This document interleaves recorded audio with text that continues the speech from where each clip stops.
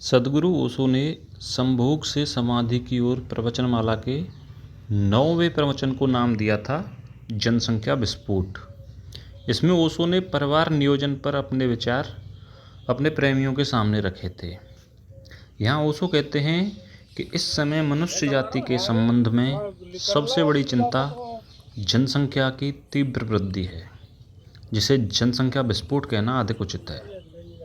अब तक प्रकृति ने निरंतर जन्म और मृत्यु को संतुलित रखा था, लेकिन आज विज्ञान के विकास ने महामारी, अकाल जैसी स्थितियों को काबू में कर लिया है, जिसके कारण मृत्यु दर कम हो गई है, लेकिन जन्म दर उतनी ही है। इससे इतनी अधिक जनसंख्या हो गई कि हर जगह एक भीड़ दिखाई पड़ती है। जीवन एक अवकाश चाहता है, लेकिन एक एक कमरे में 10-10 लोग रह रहे हैं। उन्हें एक क्षण भी ऐसा नहीं मिलता जिसमें वे खुलकर जी सकें, क्योंकि इस भीड़ का एक अनजाना दबाव 24 घंटे व्यक्ति के मस्तिष्क पर पड़ रहा है। और अगर वे पागल विक्षिप्त हो रहे हैं तो ये कोई आश्चर्य की बात नहीं है। प्रत्येक व्यक्ति को कुछ क्षण चाहिए जब वह अकेला हो सके। दुनिया में जो कुछ भी श्रेष्ठ है वह एकांत में ही जन्मा है। भीड़ में कभी कोई श्रेष्ठ काम हो ही नहीं सकता। इस भीड़ के कारण व्यक्तित्व तो कहीं खो गया है। अगर पृथ्वी पर इसी तरह भीड़ बढ़ती चली गई तो व्यक्ति विदा हो जाएंगे, भीड़ रह जाएगी। इसलिए मेरे लिए परिवार नियोजन केवल आर्थिक मामला नहीं है, यह गहरे अर्थों में धार्मिक मामला है। इस बढ़ती जनसंख्या के लिए भोजन, कपड़ा तो हम जुटा सकते हैं, लेकिन व्यक्ति की आत्मा को नहीं बचा पाएंगे।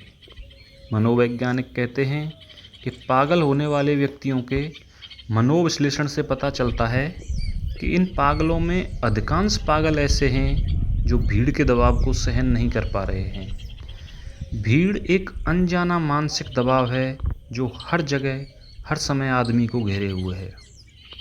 सवाल केवल मनुष्य के शारीरिक बचाव का नहीं है, उसके आत्मिक बचाव का भी है।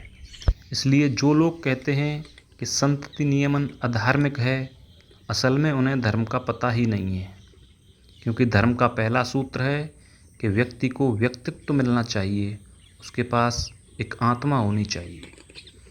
आज जनसंख्या का बढ़ना आत्मघाती है। अगर जीवन में अधिकतम सुख चाहिए तो लोग न्यूनतम होने चाहिए। आज एक बाप 5-6 बच्चों के बाद भी बच्चे पैदा कर रहा है तो वह बेटे का बाप कम दुश्मन ज़्यादा है, क्योंकि वह उसे एक ऐसी दुनिया में धक्का दे रहा है जहां वह सिर्फ गरीबी और दुख ही बढ़ा सकेगा। जब तकनीकी का विकास नहीं हुआ था, लोग कबीलों में रहते थे, तब संख्या बढ़ना एक सुख था। लेकिन अब स्थितियां बिल्कुल बदल चुकी हैं। 1947 में पाकिस्तान हमसे अलग हुआ और हमने मात्र 20 वर्ष में उससे ज़्यादा जनसंख्या पैदा कर दी। और फिर दुख, बेकारी, बीमारी ये बढ़ती हैं तो हम परेशान होते हैं कि यह हमें नहीं चाहिए। लेकिन हम कभी भी यह विचार नहीं करते कि हम जो कर रहे हैं यह उसी का परिणाम है। हम अपनी गलती मानने को कभी तैयार नहीं होते हैं। हमारे धर्मगुरु भी यही कहते हैं कि संतति नियमन की बात ईश्वर के विरोध में है। जैसे ईश्वर चाहता है कि लोग दीन और दरिद्र रहें, भीख मांगें, सड़कों पर भूखे मरें। नहीं, ईश्वर ऐसा नहीं चाह सकता। और अगर ईश्वर ऐसा ही चाहता है तो हमें ऐसे ईश्वर को छोड़ने की भी तैयारी करनी होगी। असल में बात बड़ी गहरी है। बात यह है कि दुनिया में जितना अधिक दुख होता है, धर्मगुरु की दुकान उसी अनुपात में अच्छी चलती है। इसलिए भला कौन धर्मगुरु चाहेगा कि दुनिया से दुख मिट जाए। अगर दुनिया से दुख मिट गया, लोग सुखी और आनंदित हो गए, तो भला कौन धर्मगुरु के पास जाएगा। इसलिए जब तक दुनिया में दुख है तब तक ही दुनिया में धर्मगुरु टिक सकता है। बड़े मज़े की बात है कि धर्मगुरु सारी बातों को ईश्वर पर थोप देता है, और ईश्वर तो कभी गवाही देने आता नहीं है कि उसकी मर्जी क्या है। मेरी बातों का निष्कर्ष ये है कि सुखी और समृद्ध आदमी ही धार्मिक हो सकता है। शायद आपने ध्यान दिया हो कि एक समाज जितना समृद्ध होता है वह उतने ही कम बच्चे पैदा करता है। एक समृद्ध व्यक्ति संगीत सुनता है, यात्रा करता है और भी कई आनंददायक कार्य करता है, जिससे उसकी शक्ति कई दिशाओं में बह जाती है। और एक दरिद्र व्यक्ति के पास कोई सुख सुविधा तो होती नहीं है, वह सिर्फ सेक्स में ही सुख लेने लगता है, क्योंकि यही उसे मुफ्त उपलब्ध है। और वह बच्चे इकट्ठे करते चला जाता है, गरीबी और बढ़ती चली जाती है।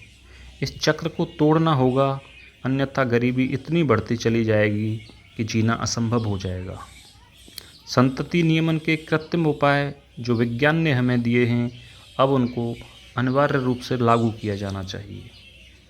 यहाँ ओशो से एक प्रश्न पूछा जाता है कि कुछ समझदार लोग अगर संतति नियमन अपना लेंगे और जो गरीब वर्ग है, जो कि किसी की सुनता ही नहीं है, उसके बच्चों की संख्या उसी तरह से बढ़ती चली जाएगी, तो ये तो और भी बुरी स्थिति हो जाएगी।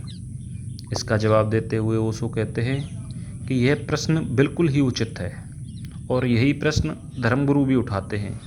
वे भी कहते हैं कि अगर हिंदुओं ने संतति नियमन अपना लिया तो हिंदुओं की संख्या तो कम हो जाएगी और मुसलमान इसी तरह बढ़ते रहे तो देश पर उनका कब्जा हो जाएगा।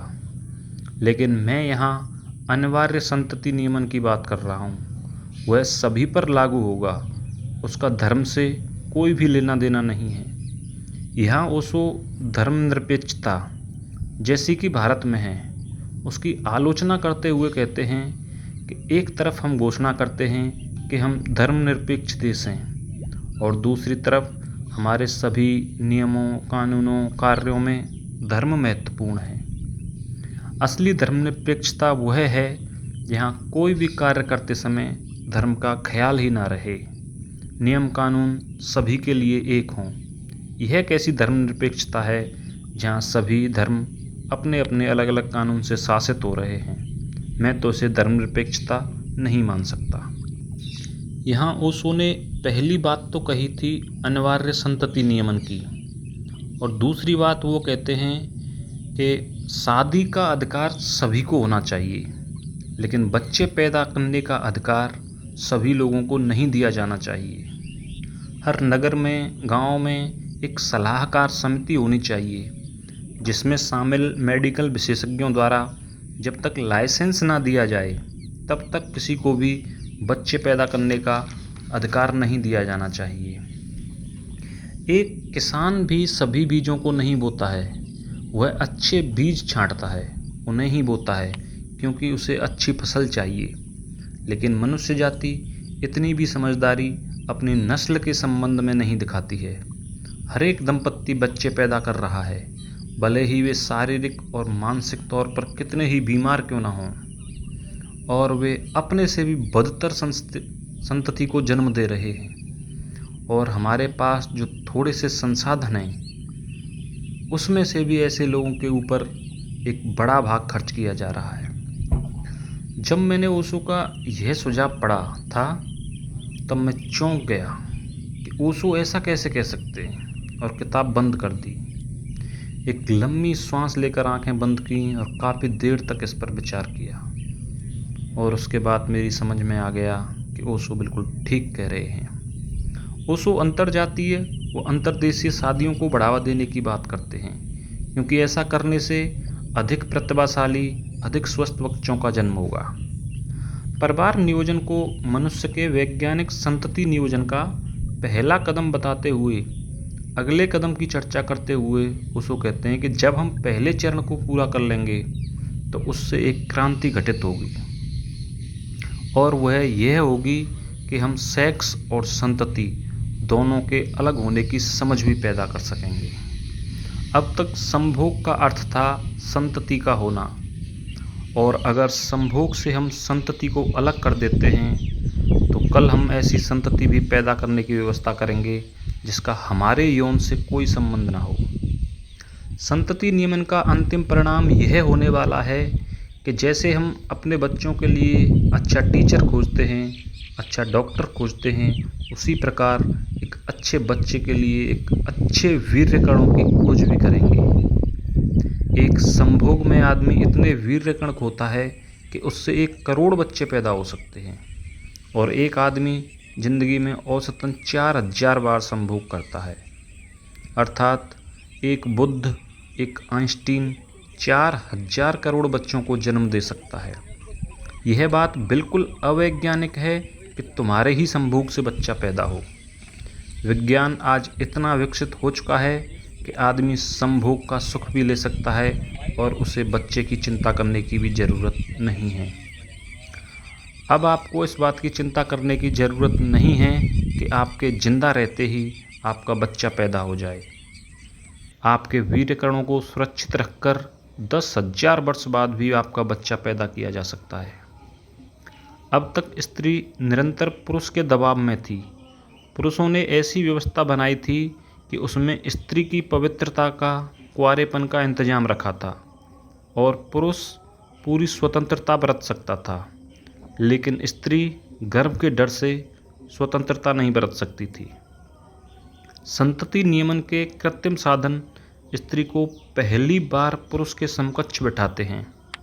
अब स्त्री भी बिना किसी चिंता के संभोग का सुख भोग सकती है। लेकिन ये बातें सुनते ही सारे के सारे धर्मगुरु नेता परेशान हो जाते हैं, क्योंकि इससे सारी व्यवस्था बदल जाएगी, सारी नीति को बदलना पड़ेगा। इसलिए उनकी परेशानी स्वाभाविक है। लेकिन बुद्धिमान लोगों को समझ लेना चाहिए कि नीति को बचाने के लिए मनुष्यता की हत्या नहीं की जा सकती। ऐसी नीति कल जाती हो तो आज चली जाए, लेकिन मनुष्यता का बचना ज़्यादा जरूरी और महत्वपूर्ण है। मैं परिवार नियोजन और कृत्रिम साधनों के पक्ष में हूँ, क्योंकि मैं जीवन को चारों तरफ से क्रांति से गुजरा हुआ देखना चाहता हूँ।